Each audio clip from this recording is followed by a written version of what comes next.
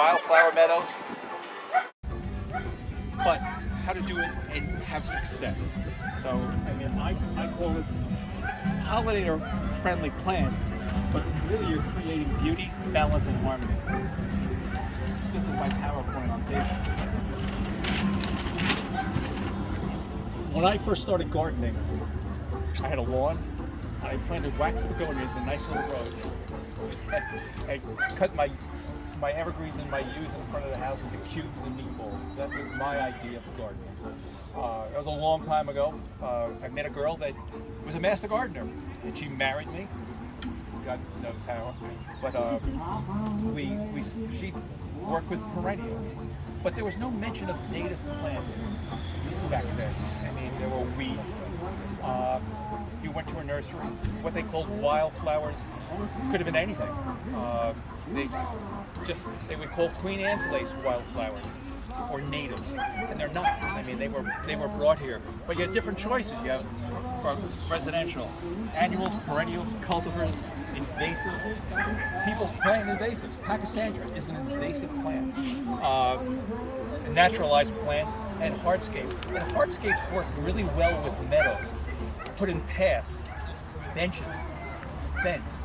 You know, something that's a structure that you can work around, interesting and inviting to, and even for your, if it's not for other people, for yourself. I love to walk through my meadows. So and just sit there and watch it, and watch all the things that happen in it. But these are some of the most popular ones. This stuff that we're standing on did not come into the United States until the 1800s. It wasn't popular because it was expensive.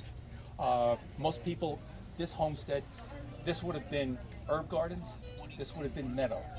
One of the reasons they didn't have a lawn, because the lawnmower hadn't been invented. So unless you had domesticated labor, slaves, to use scythes to cut it down. Thomas Jefferson, one of our first president, had turf. Turf didn't become really popular until the late 1800s into the early 1900s. But the root system is only a few inches deep, uses a lot of water. It's difficult to maintain, as most people know. You can have non-native gardens, but again, it's like turf grass. Short root systems, requires a lot of water, a lot of weeding, a lot of care. The native plants that you can see just on the one chart there, those are plants that were here in the United States prior to European colonization, meaning 1500s. So unless the plant was here, it's either a naturalized plant or a hybrid. I mean, now everything here has been brought in from Asia, from all around the world, because it's a global economy. But native plants, since they're deep roots, you don't have to water them. And the wildlife that was here, whether it's insects, bees, mammals, birds, all grew up with these plants for hundreds, if not thousands of years. So I was talking to somebody earlier saying, I've never seen a hummingbird in my yard. It's because the plant that the hummingbird feeds on is not on their property. So if you know what plant, what animals, bees, insects, birds you want to attract, look up what plant attracts that animal or bird and bring it in. Wildflower from seed. In this bag came 1 pound of seed mix. This is a half a pound of seed mix. This is enough to do 1,000 square feet, 100 foot by 10 foot. The seed, a whole pound, costs $37. So this is half the amount. To plant a garden that large with plants at $15 to $20 a pop, you're talking thousands and thousands and thousands of dollars. You can work from plugs. You may be more successful, but you're going to have to balance out color, foliage, bloom time, soil conditions. So you're going to have to investigate each plant on how it and how it coordinates with other plants, whereas in a seed mix, it's done for you. So you're going to have different bloom times, but you have to realize that a meadow, even though it's going to have all these different other values, other than an English garden, will provide you with a lot of diversification. You're not going to have to water it as much, so it's still going to it may require some watering even in the first year when you plant seed.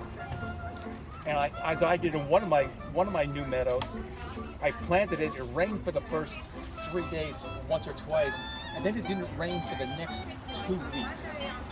So if a seed doesn't touch wet dirt, wet soil, moist soil, the first day that root comes out, the seed dies. So you're not going to have success planting.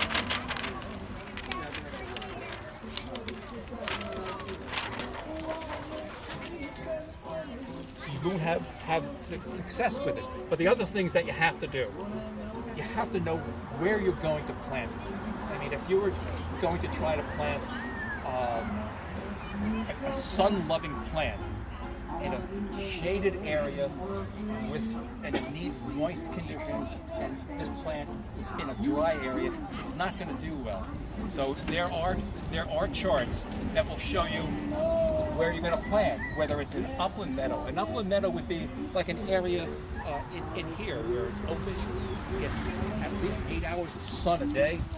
It's drier soil, but you can also grow meadows from seed in woodland areas, in riparian areas. Riparian is like alongside a stream that occasionally will get flooded.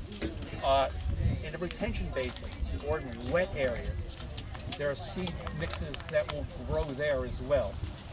The big advantage again is cost. Most of your meadow mixes and native plants require sun. You can get away with a minimum amount of sun. If you see the gravel road meadow, that's on the edge of woods. Some of that area only gets 5 hours of sun a day. Being alongside wooded area, it's going to have a lower pH because of the acidity from leaves disintegrating and whatever. So you have to watch soil pH. If the soil pH is too low, you'll have to adjust the soil. But as long as it's above 6, you'll be okay. But a lot of wooded areas, you're going to have a soil pH of 5.5. That's pretty typical. You'll have to augment that because it's just too acidic. But you can find out by soil pH. You can just go to the extension service. You get a test kit. It's a minimal fee.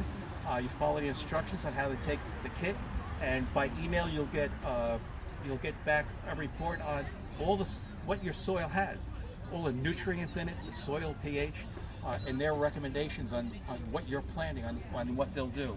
You should know the soil composition. Is it sandy? Is it loamy? Moisture is so important. If you're planting seed here and then you're going to plant seed down in that area over there, that's going to be a little bit wetter than here. So don't plant seeds that need a lot of moisture in areas that are going to be dry. And then the other big consideration is whether you're going to plant your seed in the springtime or in the fall. All these seeds are not going to bloom or even grow the first year. The seeds in here, many of these have to go through a period of stratification, meaning that the seed has to be moist and go through a period of cold. It doesn't have to be freeze, but it has to go through a period of cold. Now, growers can't just do the stratification for you, because if they don't have a buyer for that seed, the seed's just going to rot, or you're going to have a lot of growth. So when you put seed out, you can do it in the fall, and it'll go through the stratification process over the winter. The drawback there is erosion, some of the seed washing away, birds eating it, some of the seed will just rot. So you may have less seed. But in the springtime, you have a much better time of all the seeds coming up, as long as it's planted properly. We'll show that in a few minutes. But with a meadow, you can't expect all the plants to come up first year. Usually, the plants that'll come up first year will be most of the annuals. You'll see it in one picture that is over here. You can take a look at it later. The Rebecca Herta, the black-eyed Susans all came up because they'll bloom first, grow and bloom first year. But some of the plants, like a euthanasia, coneflower, they have not gone through stratification. They require 9 weeks of stratification, meaning it has to go through 9 weeks of that moist, cold period. Then and they'll go through that after the first year. The second year, the plant will grow, still no flower. They will flower usually the third or by the fourth year. So, but you have to realize that again, a meadow is not an English garden. It's constant change. So when you walk out to your meadow or look at your meadow, every year, every month, every week, there are different plants. So and they're all designed to bloom at different periods, but it'll go through where the first 2 years of the meadow, maybe the Rebecca Herta, the black-eyed Susans are dominant, and then the Monarda will come out, the wild bergamot, purple flower. There's seeds over here for it. So it's constant change. So that's a choice of spring or fall. This is the most important part. You look at different websites and they just say, take the seed and just throw it over your lawn area and walk away, and you're going to have a beautiful meadow. Seeds will not grow in turf grass. Seeds from weeds can last for years, 5 years, 10 years. Velvet leaf, the plant on the common weeds there, the seeds are viable for 50 years. So, and what will happen is that those weeds, especially things like foxtail, they will just squeeze the life out of the other seeds. They grow so rapidly that the plants that you want cannot keep up with it. So you do have to. Now I know my PowerPoints are so neat. But I didn't want to bring a generator.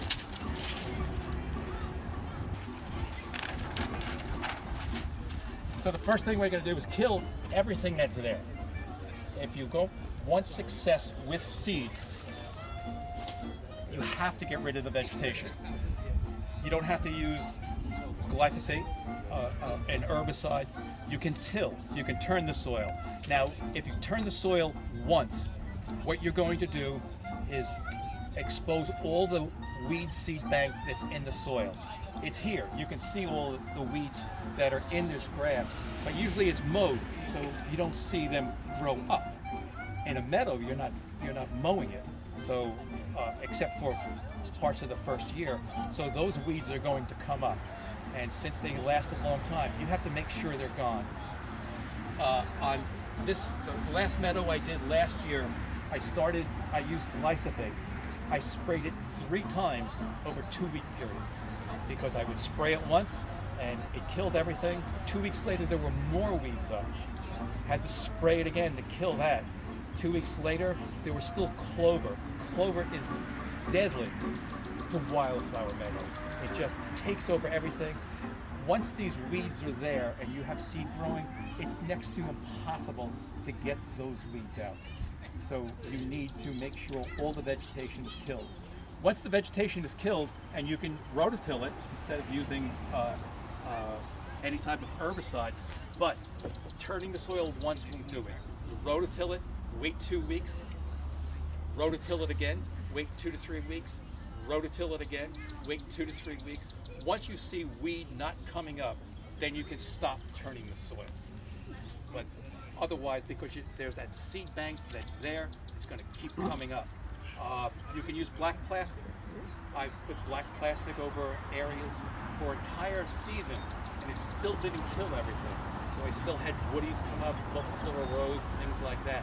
So you can try it, but there are ways around it. Herbicides, multiple applications, the quickest and easiest way. On your last application of an herbicide, you can actually plant seed that same day, because the herbicide's not going to kill the seed. It's only killing living tissue that's going to absorb it. Once you have, say we sprayed this grass and we killed it, we still have dead tissue left. What we're really concerned about is making sure we have seed to soil contact. If that seed is not in contact with soil, it's going to die, and you're just not going to have a plant. So if we have dead tissue, we need to get rid of that. You can use a string trimmer. What I did, and you see it in an image over here, is I burned it. Over here is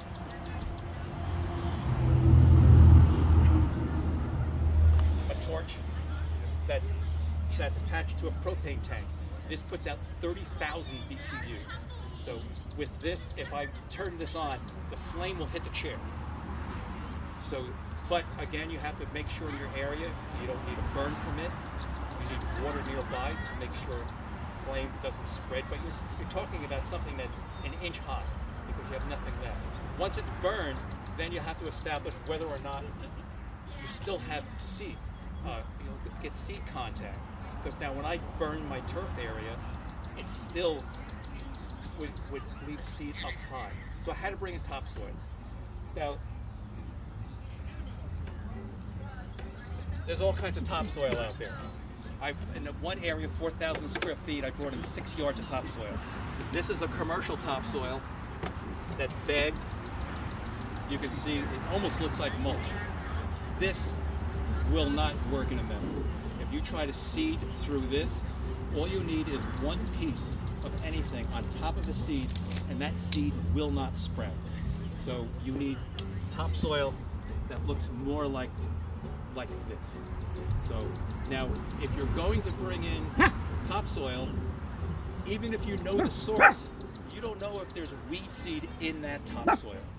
So you might be better off, put the topsoil down, spread it out, and we're talking thin, ½ inch or less. Mulch it lightly, and then water it for 2 weeks. See if weeds come up. If weeds come up, spray it with an herbicide, and then continue to water it.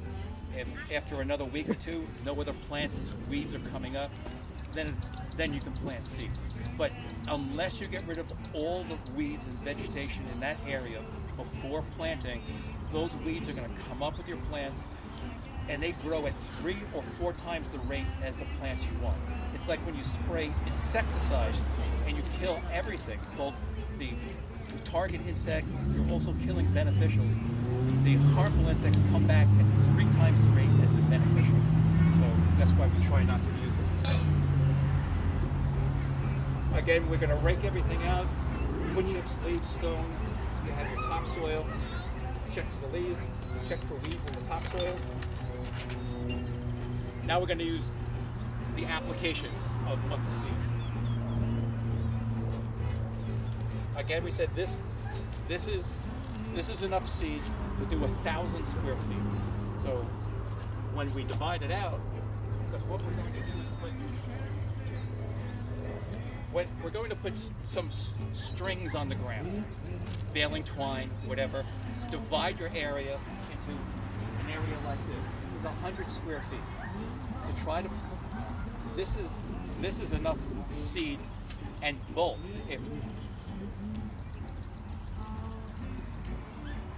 This is the amount of seed it takes to do that whole area. Now, that's not going to be easy to distribute. And some of these seeds are so tiny you can't even see them in the area in here. So what we're going to do is take cat litter, non-clumping clay cat litter. This 10-pound bag costs about $2.50. A lot of websites say use sand. I've tried using sand. The problem is, well, the benefit of using cat litter, the cat litter seems to have some kind of static charge to it, so that even the really tiny seeds cling to the cat litter. So, and the cat litter disappears. The sand is so fine, it's sometimes hard. I have a difficult time using sand, so cat litter works well. You would, if you were doing an entire acre, 44,500 square feet, you would use 50 pounds of cat litter. So you're not using a lot. So to do 1,000 square feet, you're using less than a pound, 3/4 of a pound of called cat litter. It's a bulking agent, so it makes it easier to distribute the seed. So we'll show you what we would do with topsoil. If this was the area, and this was just the burnt out grass,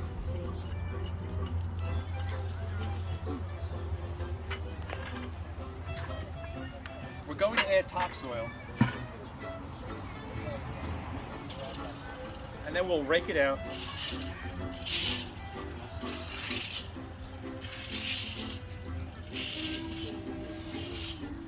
And we're raking it out at a 1/2 inch or less. We're not looking to bulk it up to make it 1 inch deep. First of all, if we put 1 inch of topsoil down here, and then we put the seed in and raked it in, 1 inch is too deep for the seed to come up. It just won't come up. The seed needs to be right near the surface. So 1/2 inch is okay, 1/4 of an inch is better. So we're just putting a very, very light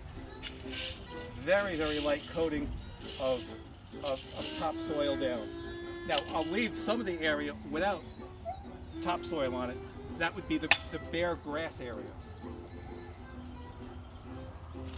Now what I did, I didn't use the Wildflower seed mix. I just put some oats in here, just as a demonstration. I didn't want to waste the seed on it. Now, if this is the amount of seed we need for this whole area, what we're going to do is start with half the seed.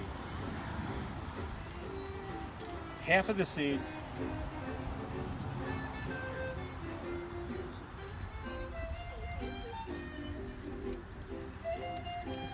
we go north and south. Then we take the other half of the seed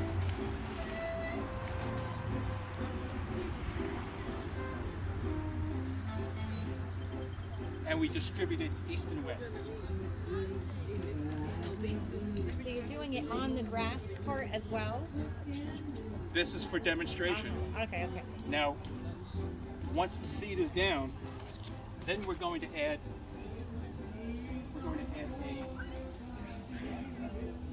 a cover crop. This seed's going to take a little while to come up. Cover crop. This is oats. These oats will come up within 5 to 6 days. It's going to prevent erosion. It'll start giving it cover. But again, we're just using a tiny, tiny bit because this is an annual. So this is not, we don't want to use rye. We don't want to use grass seed or whatever because that will keep coming back.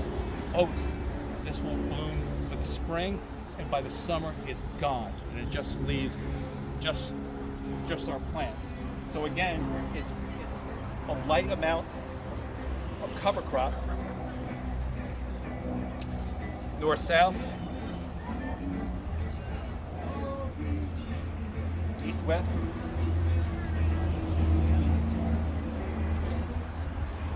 We would complete our 100 square foot area, and then we take our string, leave the one here, take our string and move it over to the next area. So again, we have another 100 square foot area. This is really about the only way you'll get even distribution of it. Once the seed's down, lightly rake it.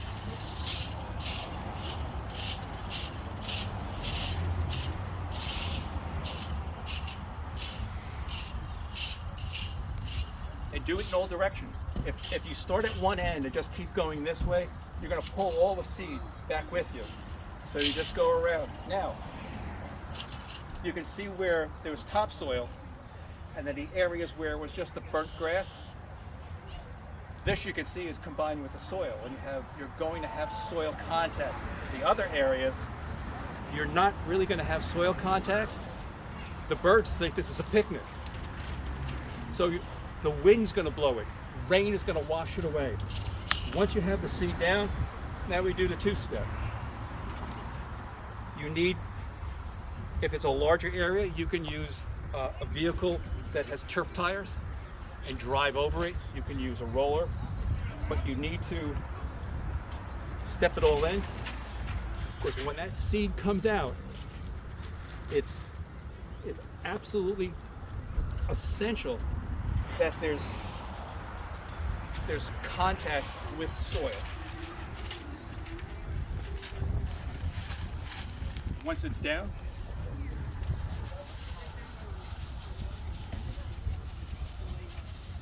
we put on a straw mulch.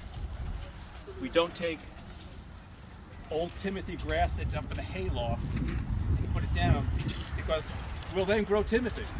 And Timothy is not a long-lived perennial, but it's going to be there for 5-6 years, and it's going to kill your seed. So we don't need a lot of mulch on it, but enough just so it helps it to retain moisture, and that's the seeding process. But like I said, the most important part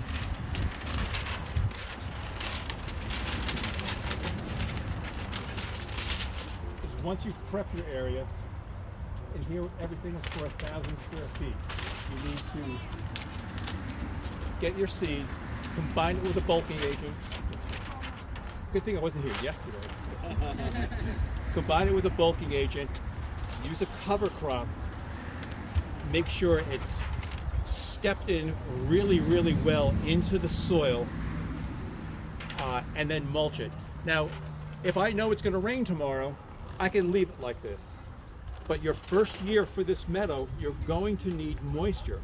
If this soil, if this planted area, say it rains tonight, and there's no rain for the next 6 days, that's too dry for it to be established.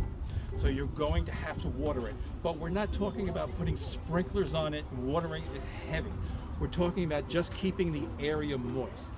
So you're going to have to run hose to it. But that's only going to be for the first year. If any time you get periods of dry after 6 to 8 weeks,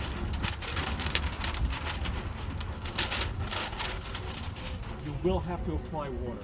Because again, when that radical, which is the first little piece of the seed that comes out, if it doesn't touch moist soil that day, it dies. So, which is there are two things that really make this compromised: is not enough moisture, not enough surface prep, and it's so important to get rid of all that old vegetation. So now, what are you going to expect the first year? Keep the soil moist until these plants are a good 6 to 8 inches out of the ground. It's not going to take long. It only takes a couple of weeks, but it has to stay moist because there's so many different seeds. And you'll notice that there's not a lot of seed, not like we're planting turf or grass. Grass seed, you have to put a lot of seed down. You're planting Timothy. 1 acre of Timothy is over a million seeds. These seeds need room because the plants need room in between so they don't smother each other out. So you're going to keep it wet until it gets 6 to 8 inches in height. It has to be in contact. Now, once these grasses get up to 2 feet high, we're gonna cut those grasses down. The first year of a meadow, you can't just let it grow and come up, because the quick growers are going to come up, and the other plants that take longer to germinate and grow will not receive light and air, and they'll get smothered. So you'll get a lot of one plant the first year and the second year, and the other plants aren't going to come up because they never got a chance to grow. The radical came out and the seed came out, but it got smothered because it didn't have enough of light and air. So the first year, every time what I did was I took a plastic fence post, and I put it in the ground, and I marked in the area. Once the plants got to 24 inches high, I went out with a string trimmer and cut it down to about 8 inches in height. You can't use a lawnmower. If you use a lawnmower, cut it to 4 inches, you'll kill most of your plants because they must stay high enough. So it's only 8 inches. When you do that the first year, until September. So you have to give all those plants a chance to come up. The first year, the cover crop's going to be up the first week. By the end of the month, you're going to have almost 12 inches of growth. It's going to be 12 inches high. 6 weeks, less than 2 months, month and a half, it's going to be 24 inches tall.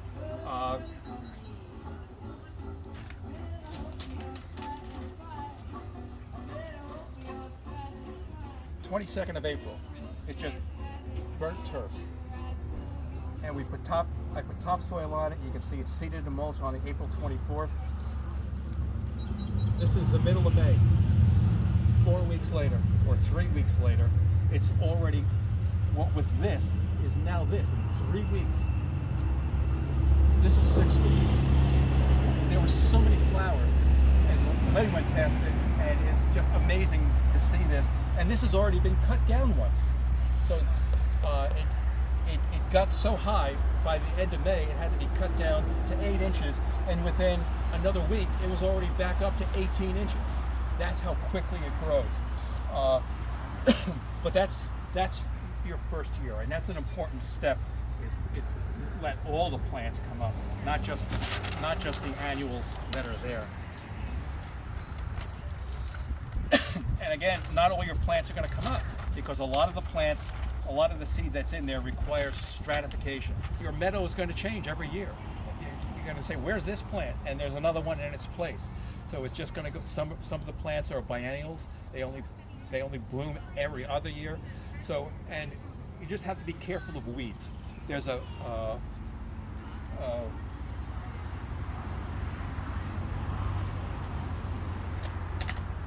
you'll want to walk your meadow.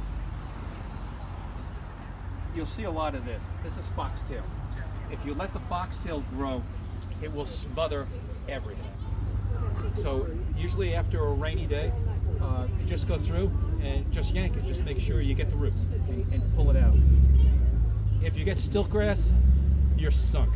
That means you didn't do your prep work, because you didn't let the seed bank that's in the soil die out. Because these seeds are viable for just so many years. So if you go through multiple tillings, say you were going to plant this year, by the time you pick your site, know what type of seed goes into the mix, and prep it, you might as well plant either in the fall or the following spring. Spend the first growing season prepping the area.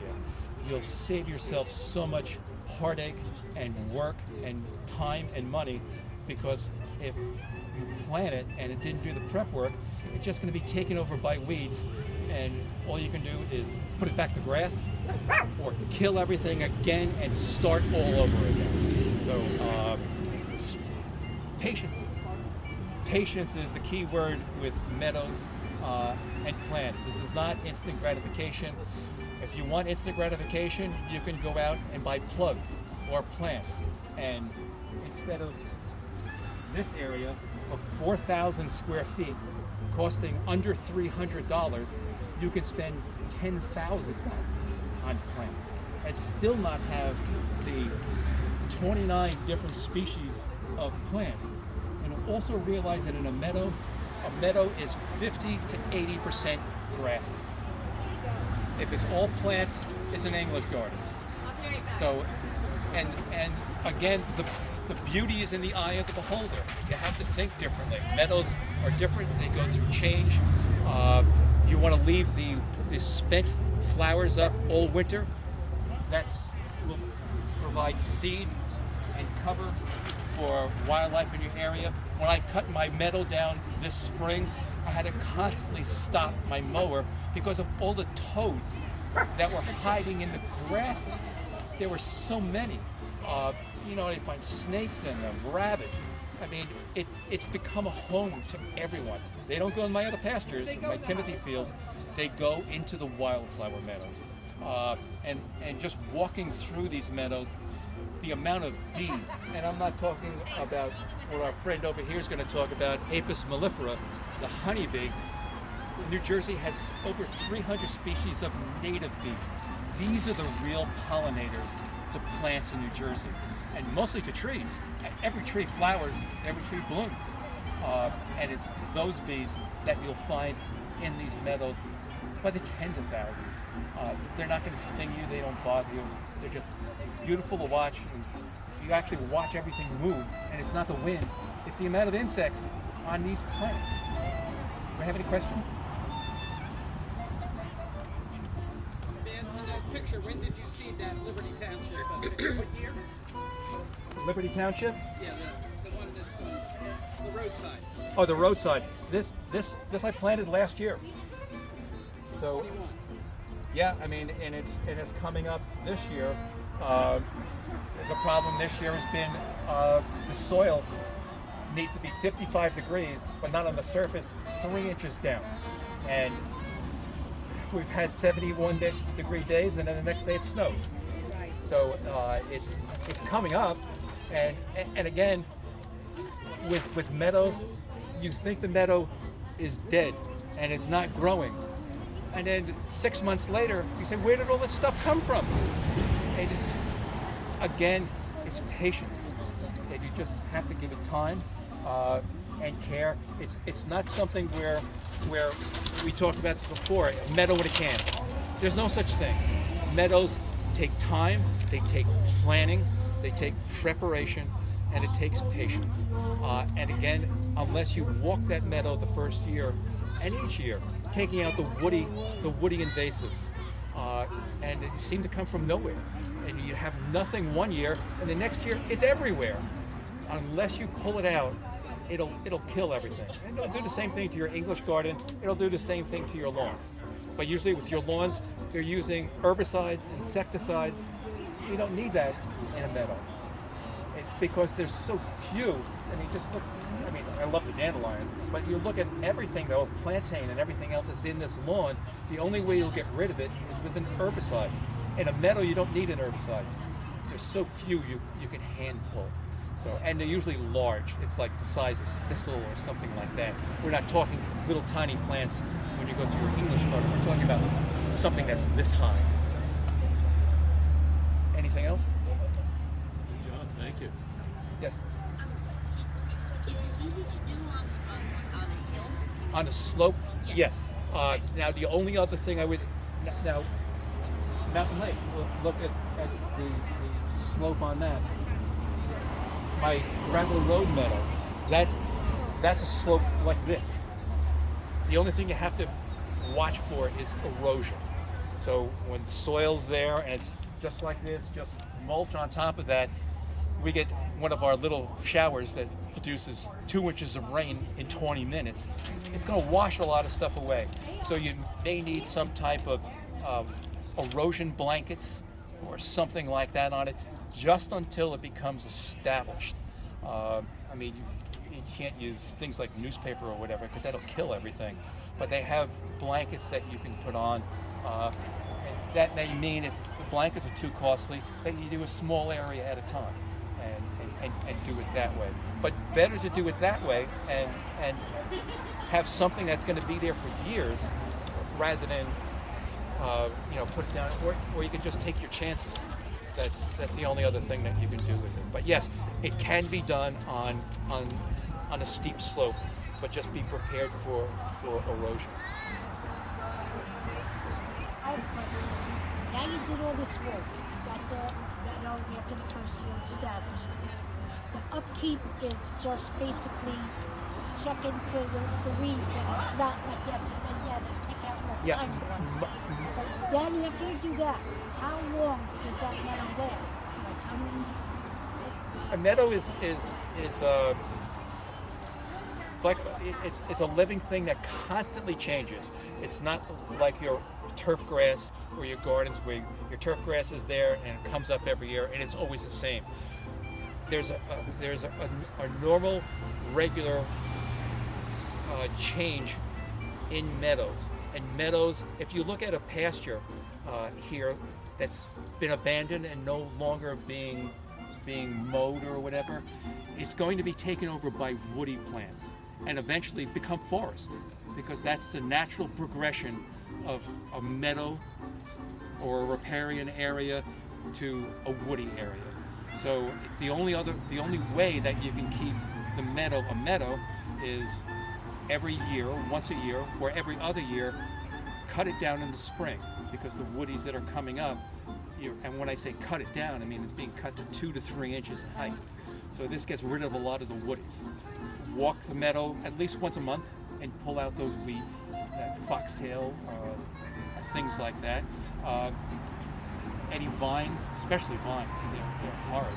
But the natural progression of a meadow is to turn into woods. So it does need some weeding and some maintenance, but not like a garden where you're out there every 2 to 3 weeks constantly cultivating and everything else, and you're still fighting a losing battle. But it's because in a meadow, because of that 50 to 80% grasses, it fills everything up. So instead of, unlike your gardens where there's spaces in between plants for weeds to come in a meadow, it's filled. So there aren't any blanks. So it's very, and it gets tall, 2 to 3 feet high. So it's difficult for weed seed to grow under those conditions. But the first year will take maintenance. There's no walking away from it. That's the prep, and then the first year maintenance is the most important part in making sure that meadow survives. Anything else?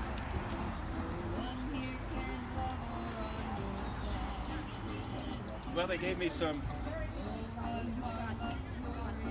They gave me some